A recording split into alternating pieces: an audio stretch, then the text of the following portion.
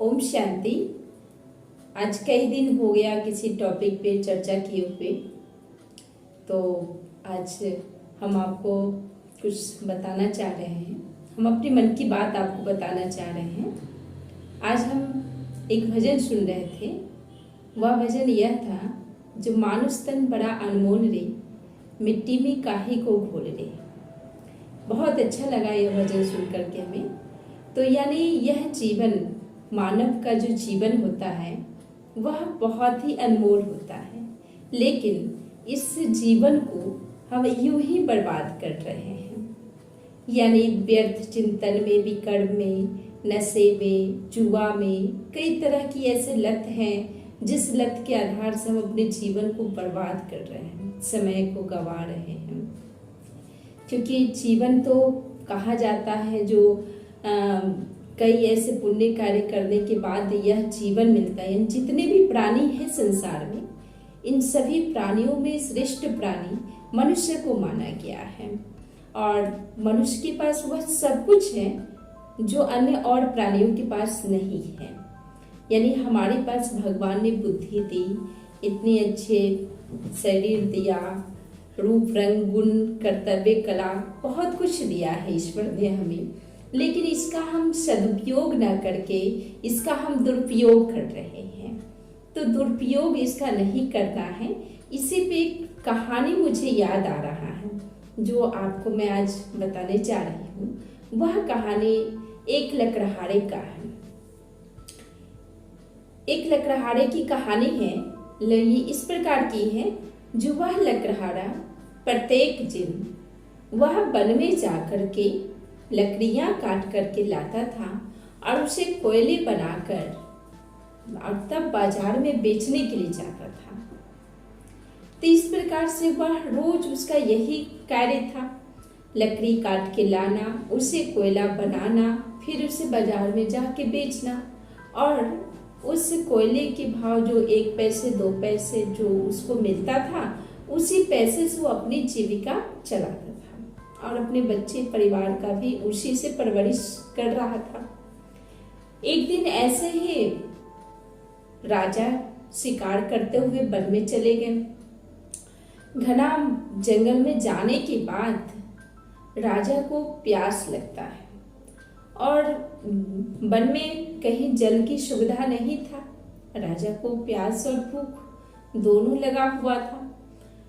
तो वहां घना बीच जंगल में एक लकड़हारे को उन्होंने बैठा हुआ देखा और उस लकड़हारे से कहा, जो मुझे प्यास लगी है और भूख भी लगा है, क्या तुम्हारे पास जल है तो मुझे थोड़ा पिला दो। लकड़हारे ने अपनी गंदी सी पोटली में मोटी मोटी रोटी रखा हुआ था, वह रोटियां भी दी और जल भी दिया। गंदे संदे लोटे में जल था, वो भी दिया, लेकिन भूख लगी थी राजा को और प्यास भी लगा हुआ था। तो वह न रोटी देखे न लोटे सामान को देखा, जो यह गंदा बर्तन है, इसमें मैं कैसे जल पीऊंगा। वह अपना प्यास और भूख को खा के मिटा लिया।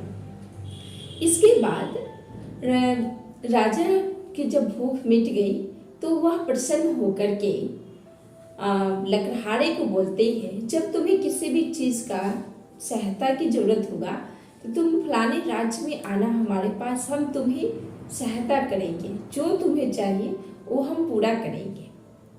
तो राजा इस बात को लकड़हारे सुना और अपना काम में तो लग गया। राजा भी चल दिए। बहुत दिन बीतने के बाद वन की सारी लकड़ियां खत्म हो गई थी। तब जो है राजा लकड़हारे को यह ख्याल आता है, राजा की बात, जो राजा हमें बोले थे, जो जब तुम्हें हमारी जरूरत होगा तो हमारे राजमहल आना, हम तुम्हें आवश्यकता अनुसार सब चीज पूरा करूंगा। तो वह सोचता है, जो क्यों नहीं राजा के पास ही चला जाता हूँ, जो लकड़ी तो मेरा खत्म हो गया है, राजा के पास जाएंगे, राजा कुछ न कुछ उपाय करेंगे। तो वह राजमहल पहुंचता है और राजा की वंदना करने के बाद वह जो है राजा से कहता है, जो महाराज हमारे वन की लकड़ियां खत्म हो गई हैं, अब हमारी जीविका कैसे चलेगा। बस इसी संदर्भ में आपसे हम बात करने के लिए आए।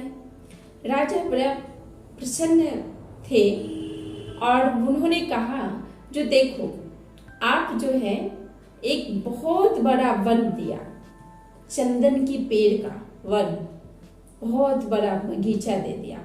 बोला आप इस बगीचे को संभालो, देखो, और इसी से आपका जीविका चलेगा।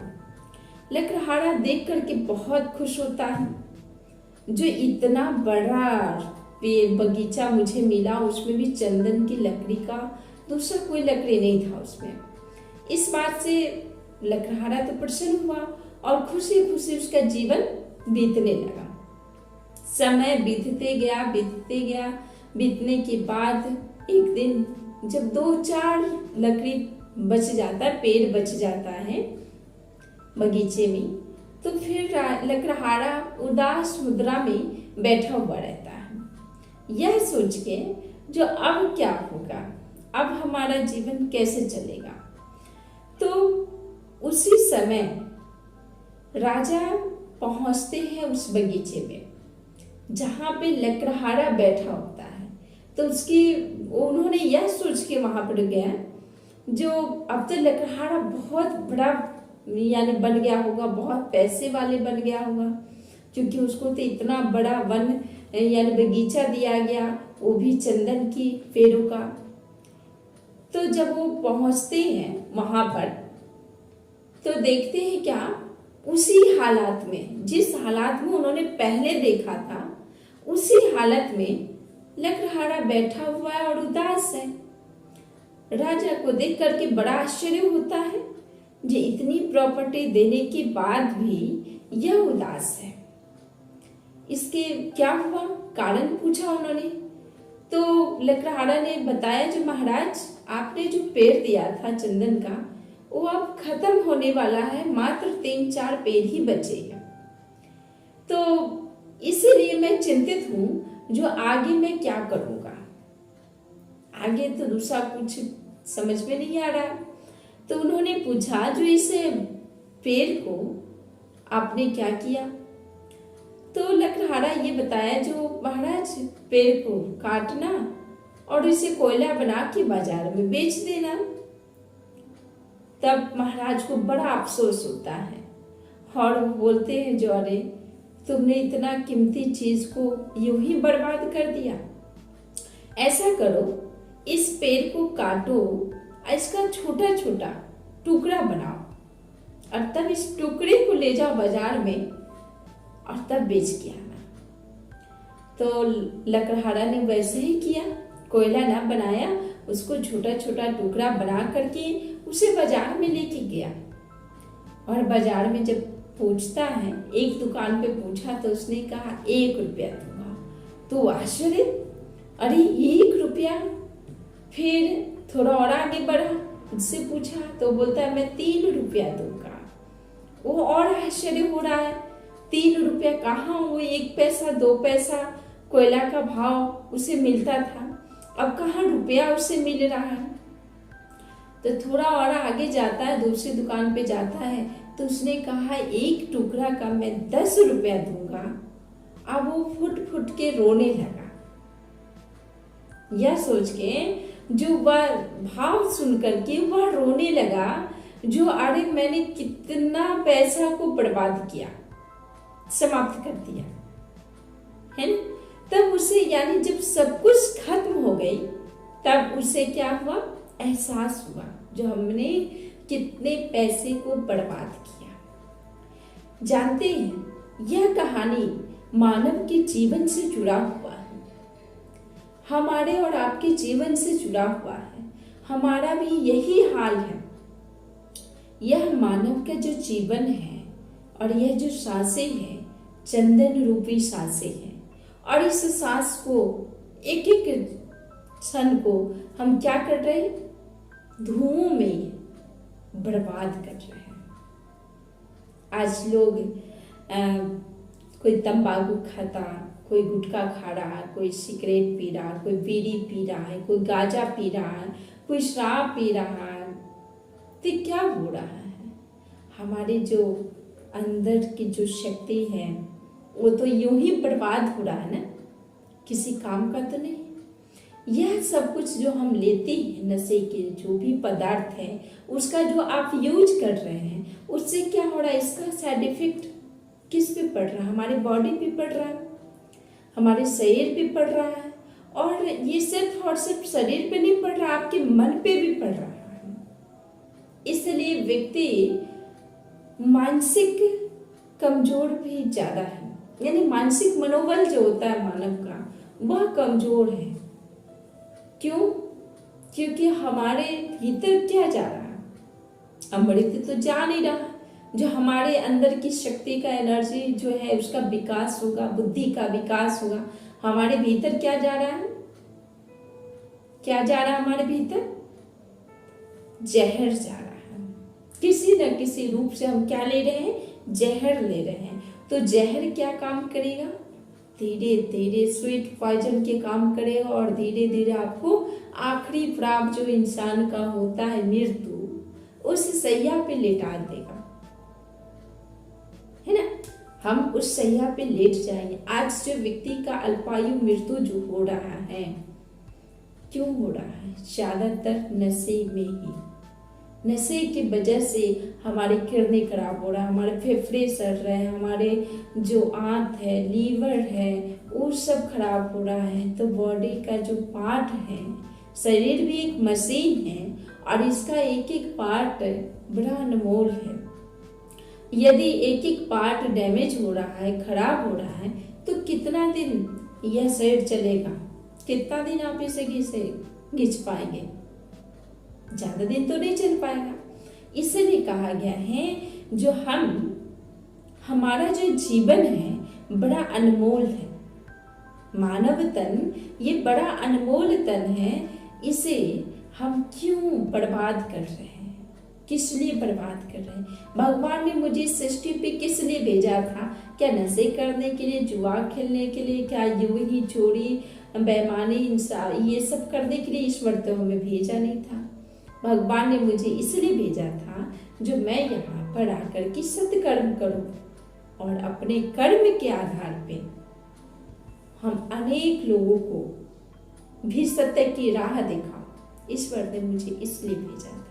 लेकिन हम ईश्वर का दिया हुआ कार्य नहीं कर पाते और अपने आप को इस संसार में आकर के इतना इस मायावी दुनिया में इतना लिप्त हो जाते, इतना उलझ जाते हैं जो हम अपने अस्तित्व, जो हमारा रियली जो वास्तविक जो अस्तित्व है, उसकी पहचान नहीं कर पाते हैं। इसलिए व्यक्ति जो है, आपने देखा होगा बाहरी व्यक्तित्व यानी पर्सनालिटी जो हमारा है वो बहुत अच्छा है।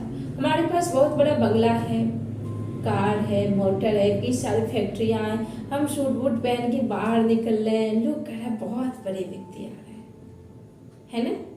तो बाहरी पर्सनैलिटी व्यक्तित्व जो आपका है बिल्कुल सही है, लोग आपकी प्रशंसा करते हैं। लेकिन आंतरिक जो व्यक्तित्व है, आंतरिक जो पर्सनैलिटी है हमारी भीतर की, वो क्या है? बहुत कमजोर है, खोखला है। जिस प्रकार से आपने देखा होगा जो एक मोटा सा लक्कड़ होता है, यानी लक्कड़, उसमें भीतर से कीड़ा लग जाता है जिसे दीमक कहा गया है। जो दीमक भीतर ही भीतर उसे खोखला कर देता। बाहर से ठीक है, देखने में चिकना है, बहुत सुंदर लग रहा है देखने में, लेकिन भीतर ही भीतर वो खोखला रहता है, किसी काम का नहीं रहता। क्यों? क्योंकि उसमें कीड़े लगे हुए हैं, इसलिए काम का नहीं रहता। इसी प्रकार से हमारा यह जीवन है, इस जीवन में भी भिन्न भिन्न प्रकार का कीड़े हैं जो हमारे भीतर में बैठा हुआ है और वो कीड़ा हमें क्या कर रहा है? अंदर ही अंदर खोखला कर रहा है। इसलिए व्यक्ति भीतर से खोखला, बड़ा कमजोर है। आत्मबल उसके अंदर नहीं है। क्यों नहीं है आत्मबल? क्योंकि उसके अंदर आत्मज्ञान नहीं है। संसारिक ज्ञान तो हम बहुत सारा अर्जन कर लेते, बाहरी किताब पढ़ के, स्कूल में अच्छे कई लोगों के संपर्क में जाकर के संसार में क्या हो रहा है, अच्छा बुरा, सारा नॉलेज हमारे भीतर हो जाता है। लेकिन अध्यात्म ज्ञान जिसे हम कहते हैं, वह ज्ञान नहीं होता। तो आध्यात्मिक ज्ञान के बिना मानव का जीवन एक खोखला के समान है, वही दीमक वाला लकड़ के समान हमारा जीवन होता है, जो अंदर से खोखला बाहर से चिकना, बाहर से बहुत अच्छा होता है ना।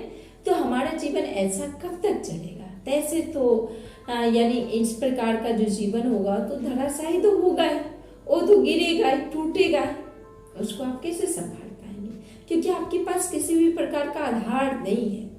जब व्यक्ति के पास आधार नहीं होता, नींव जो होता है, मकान का जो हम नींव लेते हैं, वह नींव जब आपका मजबूत नहीं होगा तो ऊपर जो आप बिल्डिंग बनाएंगे, 2 मंजिल 4 मंजिल का जो मकान हम बनाते हैं, क्या वो टिक पाएगा? नहीं। नीचे का नींव जितना मजबूत रहेगा उतना ऊंचा ऊपर आप उठाएंगे, उठ सकता है। लेकिन नीचे अगर खोखला है, ऊपर ऊंचा बनाना चाहेंगे 2-4 मंजिल का तो नहीं बन पाएगा, वो गिर जाएगा। ठीक इसी प्रकार से सबसे पहले व्यक्ति को क्या चाहिए? भीतर की अपने आंतरिक शक्ति को जागृत करें, क्योंकि आंतरिक शक्ति जब तक आपका जागृत नहीं होगा तब तक आपकी खोखलापन जो है वो खत्म कैसे होगा? उस खोखलेपन को समाप्त करने के लिए सबसे पहले हमें क्या करना है? अध्यात्म ज्ञान को अर्जन करना है। परमात्मा का दी हुई असीम कृपा है हमारे ऊपर, और भगवान ने का दिया हुआ यह जीवन गॉड गिफ्ट के रूप में हमें बड़ा अनमोल जीवन मिला है। इसे यूं ही बर्बाद न करें। इसलिए सर्वप्रथम अपने जीवन में अध्यात्म ज्ञान का अर्जन करें, और यह अध्यात्म ज्ञान ही व्यक्ति को ऊंची सीढ़ी पे यानी ऊंची शिखर पे पहुंचा देगा, ले जाएगा। यही आधार बनेगा आपको ऊंचा ऊपर उठाने का, क्योंकि ये आपको भीतर से ताकतवर बनाएगा, पावरफुल स्ट्रॉन्ग बनाएगा। जितना आप अंदर से मजबूत होंगे, बाहर से आप कमजोर है चल सकता, क्योंकि कहा गया है जहां पे ज्ञान है वहां पे धन है, और जहां पे ज्ञान नहीं होगा वहां धन भी किसी काम का नहीं। 1 मिनट के लिए अगर आपके पास ज्ञान है, ठीक है, बुद्धि है, तब उस बुद्धि के द्वारा धन अर्जन कर सकते हैं। यदि आपके पास धन बहुत सारा है और ज्ञान नहीं है, बुद्धि बल नहीं है, तो क्या होगा? वो ज्ञान, वो धन किसी काम का नहीं रह पाएंगे। आप उसका कोई सदुपयोग नहीं कर पाएंगे, क्योंकि आपको ये समझ ही नहीं होगा कि 10 रुपए का हम उपयोग कैसे करें। जिस प्रकार से आपने देखा सुना अभी कहानी में, एक लकड़हारे को इतना बड़ा बगीचा चंदन का दिया गया, और वह क्या किया? कोयले के भाव में बेच डाला उसको, है ना। क्यों बेच दिया? क्योंकि उसके पास धन तो मिल गया, उसको धन उसके पास था, लेकिन ज्ञान नहीं था, इसलिए तो उसे कोयले के भाव में बेच दिया। जब उस लकड़हारे के पास यदि ज्ञान होता तो क्या आज वह चंदन के बगीचे से उसे कितना बेनिफिट हो सकता था, सोचिए। इसलिए कहा गया है ज्ञानवान यानी ज्ञानी व्यक्ति जो होता है वो सर्वत्र पूजते हैं, राजा राज्य पूजते हैं। इसलिए कहा गया, क्योंकि व्यक्ति के पास ज्ञान होगा तो ज्ञान से कुछ भी अर्जन कर सकता है, विवेक बल से बुद्धि बल से कुछ भी अर्जन कर सकता है। लेकिन यदि विवेक बुद्धि ही नहीं है, ज्ञान ही नहीं हमारे पास, तो हम सब कुछ होते हुए भी हमारे पास कुछ भी नहीं है। ऐसा ही होता है। इसलिए भगवान कहते हैं, परमात्मा का ये अनमोल वचन है, जो यह जीवन में हमें श्रेष्ठ कार्य करना चाहिए और जीवन को जो है बर्बाद नहीं करके जीवन को क्या बनाना है? धन्य बनाना है। तो धन्य बनाने के लिए आप सभी लोग अपने पास के जो भी सेवा केंद्र हो, जहाँ भी हो, आप वहाँ पे जाकर के इसका क्लास करें, मेडिटेशन करें, और इसका कोर्स होता है वह कोर्स भी करें, ताकि यह जीवन जो है आप अच्छे से जी सकें। सरल और सहज उपाय भी आपको सिखाया जाएगा। इसलिए कहा गया है यह जीवन चंदन रूपी सांस है। यह हमारा जो सांसें हैं चंदन रूपी सांसें हैं, इसको कोयले के भाव में मत बेचो, है ना। इसे कोयले के भाव में मत बेचो। इसको क्या करना है, इसके जो महत्व है उस महत्व को हमें पहचानना है और अपने जीवन को श्रेष्ठ बनाना है। ओम शांति।